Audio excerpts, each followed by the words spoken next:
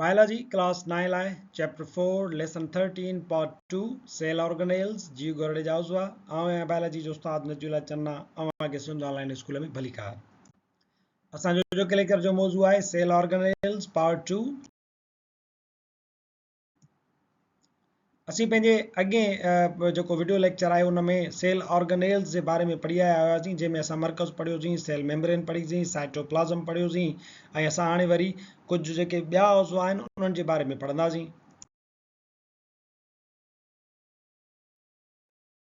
Mitochondria जे बारे में तव्हां 6 7 जी साइंस में ॿुधो आहे जंहिंखे असां power house of the cell चवंदा आहियूं, यानी जीव घरड़े में तवानाई पैदा कंदड़ उज़ो।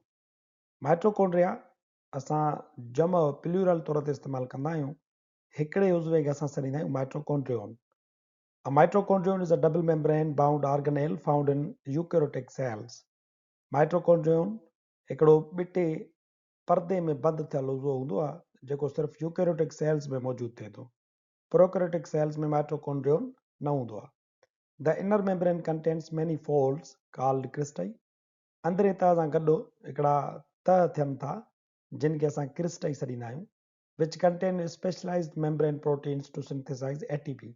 इन क्रिस्टाई ते हिकिड़ियूं ख़ासि क़िस्म जूं प्रोटीन्स थींदियूं आहिनि जेकी तवानाईअ वारो मालिक्यूल ATP एडिनोसाइन ट्राइफॉस्फेट तयारु कंदियूं आहिनि। Inside the inner membrane is a jelly like matrix, ऐं इन इनर मेम्ब्रेन जे अंदरि ई वरी हिकिड़ो जेलीनुमा मादो थींदो आहे जंहिंखे मैट्रिक्स असां सॾींदा आहियूं।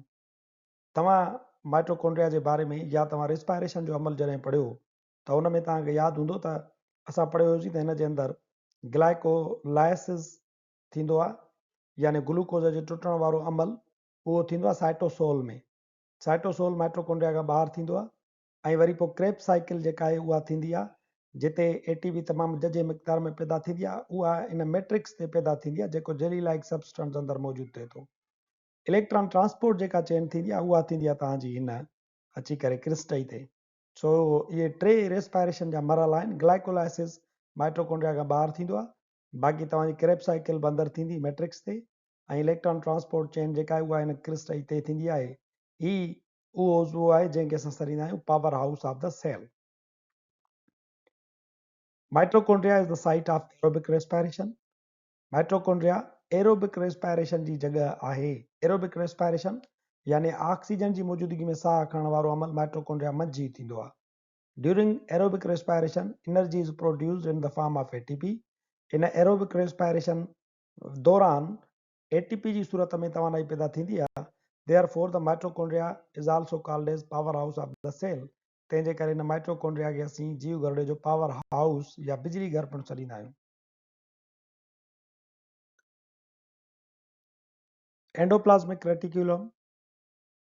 The endoplasmic reticulum is an organelle found in eukaryotic cells only. Endoplasmic reticulum एक अहिड़ो उज़वो आहे जेको सिर्फ़ ऐं सिर्फ़ यूकेरियोटिक सेल्स में मौजूदु थिए थो। The ER has a double membrane consisting of a network of hollow tubes, flattened sheets, and round sacs as called cisternae.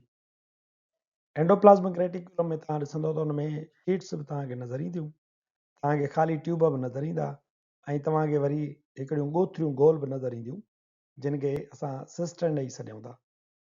The ER is located in the cytoplasm and is connected to the nuclear envelope. Endoplasmic reticulum cytoplasm में अंदरि थींदो आहे, पर इहो हिते तव्हांखे नज़र ईंदो त न्यूक्लियर इनवेलप सां ॻंढियल आहे। There are two types of endoplasmic reticulum।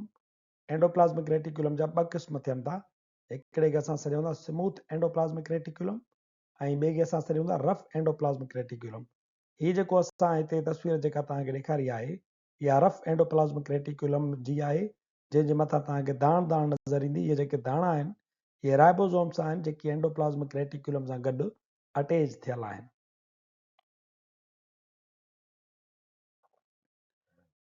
पहिरियों क़िस्म आहे smooth endoplasmic reticulum. Smooth endoplasmic reticulum, no ribosomes are attached with this.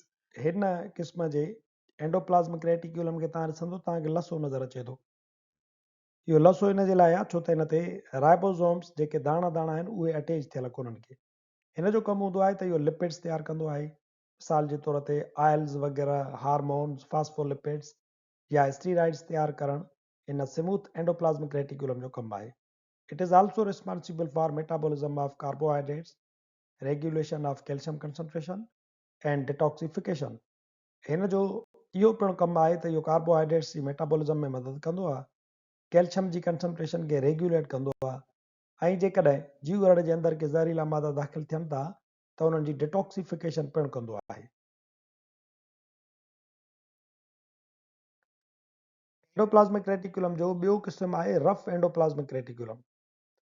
Rough endoplasmic reticulum ॾिसंदो त तव्हांखे थोरो खोरो नज़र ईंदो, हुनजे मथां दाण हूंदी, इन जे मथां राइबोसोम्स अटैच थियल हूंदा आहिनि.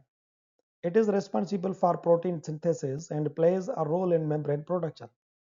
रफ एंडोप्लाज्मिक रेटिकुलम जो मुख्य तौर ते कमु इहो आहे त उहो प्रोटीन तयारु कंदो आहे, ऐं उहो प्रोटीन तयारु कंदो वेंदो आहे जंहिंमां वरी सेल मेम्ब्रेन या प्लाज़्मा मेम्ब्रेन तयारु थींदी आहे. The folds present in the membrane increase the surface area, allowing more ribosomes to be present on the endoplasmic reticulum, thereby allowing greater protein production.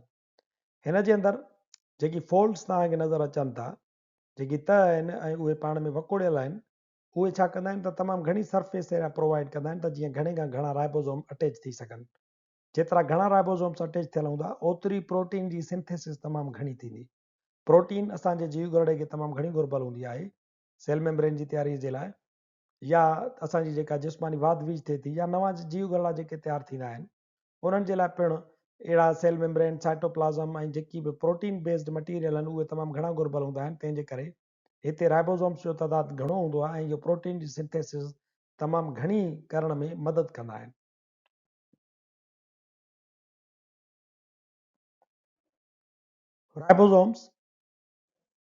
Ribosomes are composed of RNA and protein. Ribosomes जंहिंजी असां ॻाल्हि कईसीं त rough endoplasmic reticulum ते attach थियल हूंदा आहिनि. इहे राइबोसोम्स RNA ऐं प्रोटीन जा ठहियल हूंदा आहिनि. They occur in the cytoplasm and are the sites where protein synthesis occurs.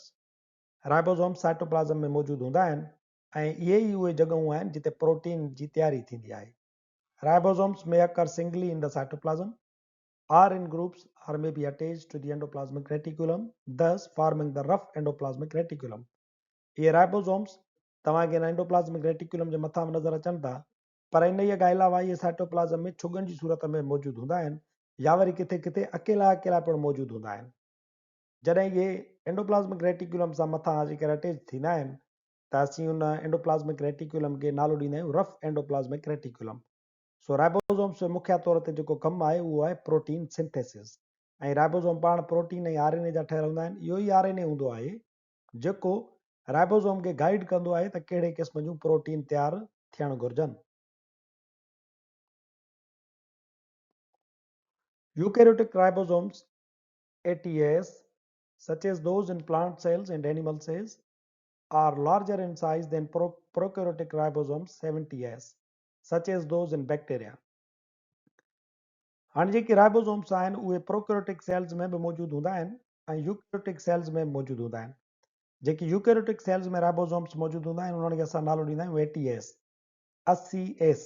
इहो सिर्फ़ु इन जे लाइ उन्हनि खे नालो ॾिनो वियो आहे छो त इहे साइज़ में वॾा थींदा आहिनि. ॿूटनि जे जीव गड़नि में या जानवरनि जे जीव गड़ में ATS राइबोसोम्स मौजूदु हूंदा आहिनि. ऐं वरी प्रोकैरियोटिक जेकी सेल्स थियनि था, मिसाल जे तौर ते बैक्टीरिया, उन्हनि जे अंदरि जेके राइबोसोम्स थियनि था से साइज़ में नंढा थींदा आहिनि, उन्हनि खे चइबो आहे 70S. राइबोसोम जेके आहिनि उहे ॿिनि यूनिट्स ते मुश्तमिल हूंदा आहिनि. हिकिड़े यूनिट खे असां लार्जर सब यूनिट सॾींदा आहियूं ऐं ॿिए खे असां स्मॉल सब यूनिट सॾींदा आहियूं. इहे ॿई यूनिट गॾिजी mRNA सां गॾु प्रोटीन जी सिंथेसिस कराईंदा आहिनि. Ribosomal subunits are synthesized in the nucleolus and reach at cytoplasm through nuclear pores. ही ॿई जेके सब यूनिट आहिनि उहे अंदरि न्यूक्लियस में तयारु थींदा आहिनि, पर न्यूक्लियर पोर मंझां गुज़री करे साइटोप्लाज़म में अची करे उते पहुचंदा आहिनि ऐं उते पंहिंजो कमु कंदा आहिनि. Ribosomes with the help of mRNA and tRNA link amino acids together to form polypeptide chains to prepare and modify proteins modified before becoming functional proteins. इन्हनि राइबोसोम्स जो मुख्य तौर ते कमु इहो आहे त mRNA ऐं tRNA सां गॾिजी करे अमाइनो एसिड्स खे हिकिड़ी ख़ासि तरतीब में पॉलीपेप्टाइड चेन्स में तब्दील कंदा आहिनि ऐं उन पॉलीपेप्टाइड चेन खे मॉडिफाई करे घुर्बल प्रोटीन्स मंझि तब्दील कंदा वेंदा आहिनि त जीअं फंक्शनल प्रोटीन्स तयारु थी सघनि।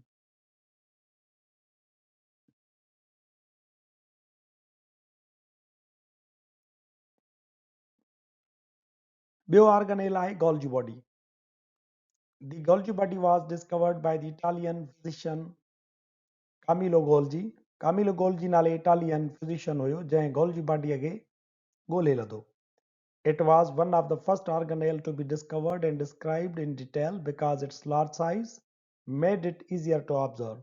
गोल्जी बॉडी जीअं त साइज़ में तमामु वॾा थियनि था तंहिंजे करे इहो पहिरियों जीव गरड़े जो ऑर्गेनेल हुयो जेको मालूम थियो ऐं साइज़ वॾी हुजण जे करे इन जो ऑब्जर्वेशन मुशाहिदो तमामु सवलो रहियो। इन जे करे इन जूं डिटेल्ड जेका रिसर्च आहे उहा असांजे साम्हूं आई। It is important for proteins to be transported through Golgi body from where they are synthesized to where they are required in the cell, hence named as post office of the cell.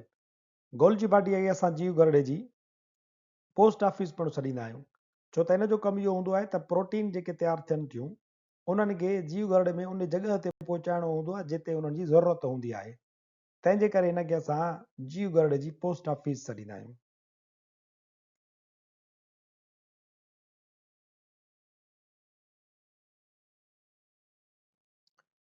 The Golgi body consists of a stack of flat membrane bound sacs called cisternae.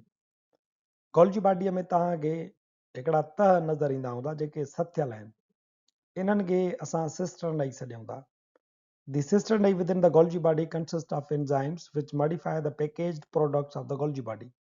Golgi body में जेके बि products ईंदियूं आहिनि उन्हनि खे modify करण जो कमु इन्हनि सिस्टरनाई जो हूंदो आहे। उहा मॉडिफिकेशन इन्हनि सिस्टरनाई में अंदरि मौजूदु एंजाइम्स कंदा आहिनि। As proteins leave the rough endoplasmic reticulum, molecular address tags get them to the right destinations. जीअं रफ एंडोप्लाज्मिक रेटिकुलम में प्रोटीन तयारु थींदियूं त उन्हनि जे मथां एड्रेस टैग लॻल हूंदो आहे जेको उन्हनि खे राइट डेस्टिनेशन ताईं वठी ईंदो आहे। As these tags are read by the cell, जीअं इहे एड्रेस टैग जीव गरड़ो पढ़ंदो आहे, the proteins are bundled into tiny vesicles that bud from the ER and carry them to the Golgi apparatus. जीव गरड़ो उन्हनि जी इहा जेका एड्रेस पढ़ंदो आहे त इहे प्रोटीन जेके आहिनि रफ एंडोप्लाज्मिक रेटिकुलम मां नंढड़नि ॻोथनि में बंडलनि जी सूरत में पैक थी करे अची पहुचंदियूं आहिनि गोल्जी बॉडी एपेरेटस ते।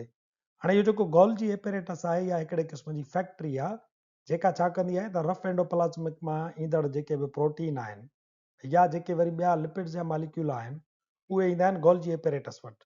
गोल्जी एपेरेटस उन्हनि खे मॉडिफाई कंदो आहे, उन्हनि खे पैकेज कंदो आहे ऐं पोइ उन्हनि खे ट्रांसपोर्ट कंदो आहे। हिन मंझां तव्हांखे सिस्टरनाई मां ठहंदड़ वेजिकल्स नज़र ईंदियूं हूंदियूं जेके कमु कंदियूं आहिनि इन्हनि खे खणी वञण जो। असांजो अॼोको लेक्चर हिते पुॼाणी ते पहुचे थो, वरी हाज़ुर थींदासीं नए लेक्चर सां गॾु। तेसिताईं ॾिसंदा रहो सिंध ऑनलाइन स्कूल।